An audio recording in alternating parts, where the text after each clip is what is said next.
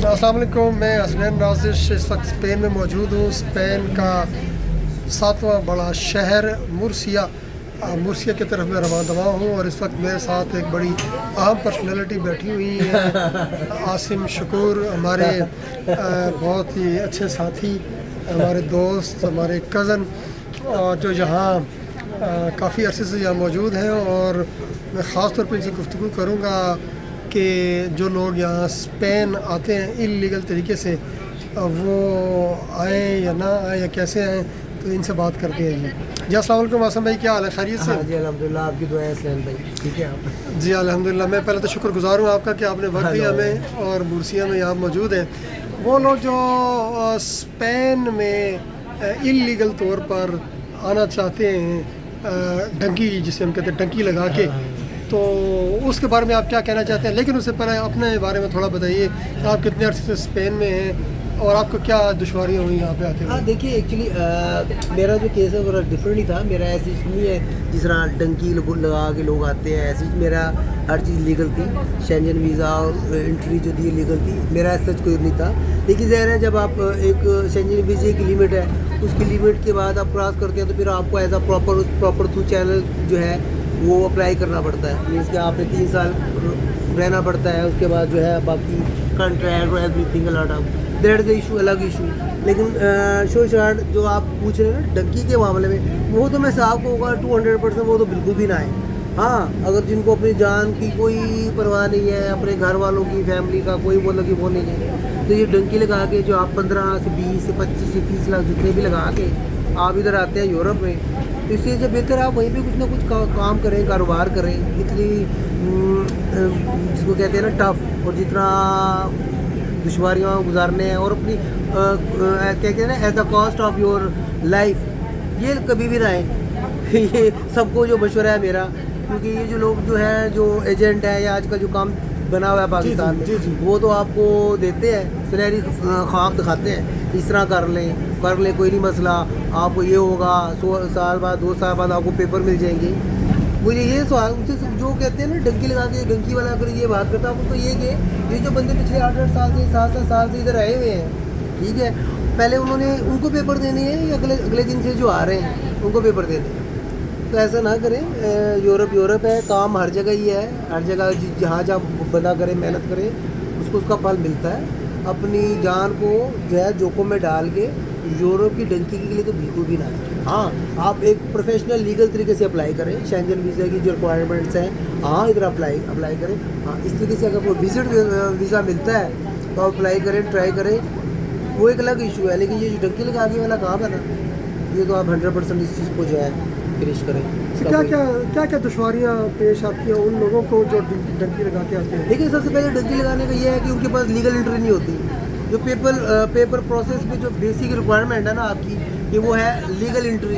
जब आप उनकी बेसिक रिक्वायरमेंट ही नहीं पूरी कर पा रहे, तो क्या आप, यानी कि पेपर तो आपके वहीं पे ऑलरेडी जो मसला बन गया है। फिर उसके बाद जो अगर आप लीगल आ भी गए हैं, तो चलिए उसकी जो रिक्वायरमेंट्स हैं, उसकी जो मुश्किलें हैं वो होती हैं, लेकिन वो ऐसे नहीं है कि आप, फिर उसके लिए आपको ये जो रिक्वायरमेंट्स के लिए आपको 2 नंबर 3 नंबर पेपर बनाने पड़ते हैं, अर्जेंटों से और पैसे देने पड़ते हैं, दिलवाने पड़ते हैं।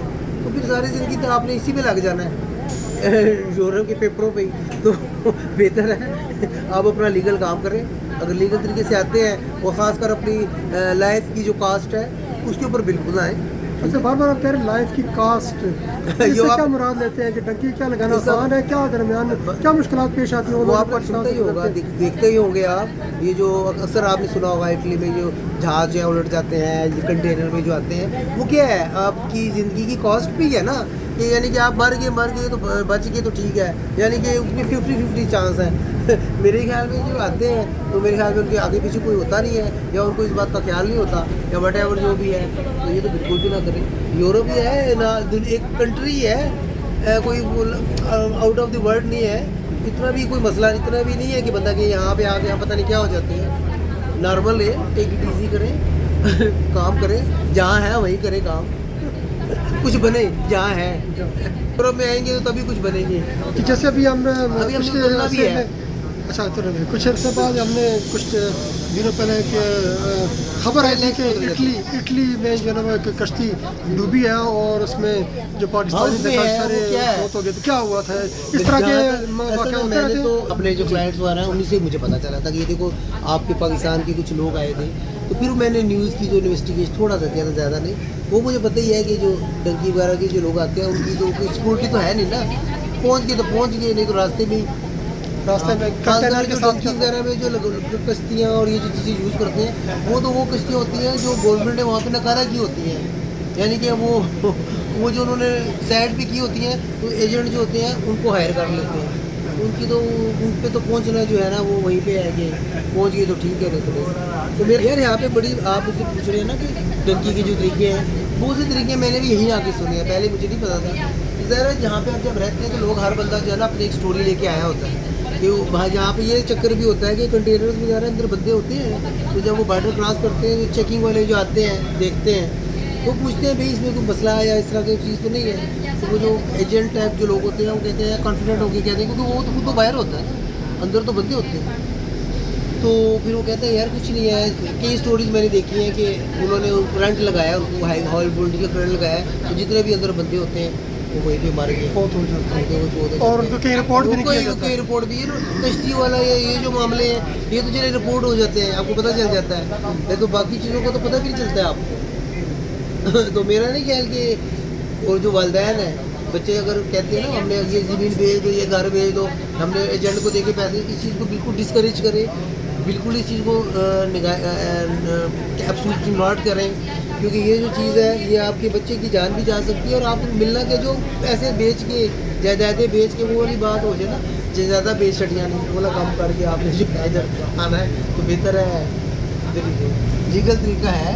यूरोप में जो वही बंदा कामयाब है जो लीगल तरीके से चले, 2 नंबर ही करनी है, एजेंट वाला काम करना है, फिर पाकिस्तान में करें, वहाँ कामयाब है, लोग करते हैं, करें। आखिरी पैगाम आप क्या देना चाहेंगे वो लोग जिनकी तालीम कम है, तालीम कम है, जिनको शेंगन वीज़ा भी नहीं लग सकता है या जो भी है, इट डजंट मैटर, हम उतरेंगे के साथ। जी साथियों, हम बात कर रहे हैं आसिम शकूर साहब से जो यहाँ स्पेन में कम बेश 12-15 साल से मौजूद है यहाँ पे, ठीक है। और इसी दौरान हमारा स्टॉप आ गया था मुर्सिया मेन सिटी सेंटर, जहाँ में उतरना पड़ा। बात हमारी दरमियान में रहेगी। इनसे आखिरी एक कंक्लूजन ले लेते हैं कि देखें, डंकी वही लोग लगाते हैं जिनके पास तालीम इतनी नहीं होती या उनके पास कोई ऐसा हाई स्किल्ड प्रोफेशन नहीं होता, हाई डिग्री नहीं होती कि वो शेंजन वीज़ा ले सके। तो ऐसे लोग, ऐसे नौजवान, ऐसे बच्चे जो कि अपनी आँखों में ख्वाब सजाकर यूरोप के लिए निकलते हैं कि उनको कोई अच्छी रोज़गार मिले और वो अपने घर का और अपने घर वालों का जो है वो कहने के एक अच्छा मुस्तकबिल बना सकें देने के लिए।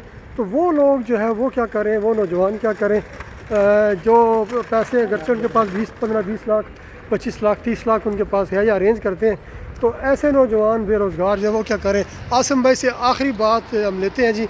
जी आसिम, मैं ये बता रहा था, असल में आप कह रहे हैं ना कि ये लोग जो है बेसिकली जब मैं आपको क्या अपना एक्सपीरियंस अगर बताऊँ तो अट्रैक्शन उसी वक्त तक है जब तक वो चीज़ आपके पास है नहीं। जब आप यहाँ आ जाते हैं तो आपको यही फील होता है ये भी वैसे ही है जैसा है। तो बेहतर है कि यूरोप एक कंट्री है, ठीक है, यहाँ पे बहुत सारी कंट्री है, 28 कंट्री है, लेकिन जिस बंदे ने कुछ जो बनना है, जो करना है, अब अगर मुझे मौका मिले ना, अगर तो मुझे कोई मसला नहीं अगर मैं पाकिस्तान में भी चला जाऊँ, पाकिस्तान में भी सेटलमेंट हो, कोई ऐसा प्रॉब्लम नहीं। लेकिन ये जो बंदे कहते हैं ना, ये जो बंदे कहते हैं कि हमने उधर जाके काम करना है, इतनी रिस्क डाल के, इतना कुछ करके, तो बेहतर है आप यार पाकिस्तान में भी कुछ कर सकते हो। इतने 20-25-30 लाख जायदादें बेच के अगर आपको इधर आना है तो बेहतर आप उधर ही करो। या आसिम भाई आपका जी हम बड़े मशहूर हैं आपके कि आपने हमें वक्त दिया और आप हमारे साथ रहे। और नौजवानों को जो है ना वो पहला और आखिरी मशवरा आसिम भाई यही देना चाह रहे हैं, डंकी नहीं लगानी और as the cost of your life जिंदगी ये नहीं करना भाई। जिंदगी अगर आपको शेंजन वीज़ा मिलता है, आप 3-4 महीने 6 महीने का लगता है, उसमें आप ट्राई करो, उसमें अगर आपको कोई है अप्लाई कर जाओ या वट एवर जो भी है। लेकिन ये जो डंकी ये नहीं करना, डंकी नहीं लगानी जी। आखिरी वर्ड ऑफ द डे, डंकी नहीं लगानी।